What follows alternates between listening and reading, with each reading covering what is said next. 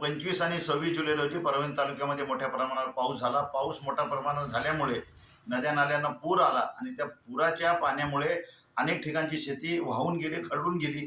याबाबत आम्ही 28 जुलै रोजी निवेदन द्यायला गेलो होतो, परंतु जिल्हाधिकारी कार्यालयामध्ये कुठलाच वरिष्ठ अधिकारी नसल्यामुळे प्रहार जनशक्ती पक्ष आणि आमच्यासोबत आलेल्या शेतकऱ्यांचा आक्रोश झाला आणि त्यांनी सोबत आणलेलं सोयाबीन आणि मुगाचं धान हे जिल्हाधिकारी कार्यालयामध्ये फेकून निषेध व्यक्त केला, आंदोलन केलं.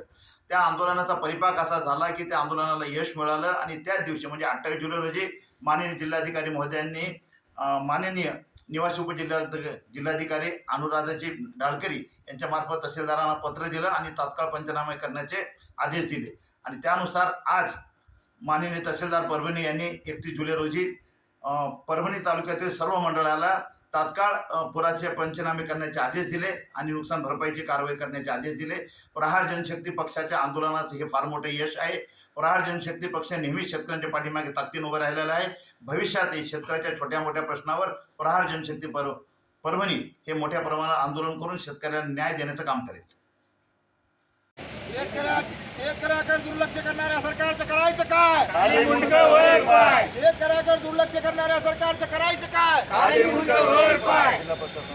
जिल्हा प्रशासनाचा निषेध असो, जिल्हा प्रशासनाचा निषेध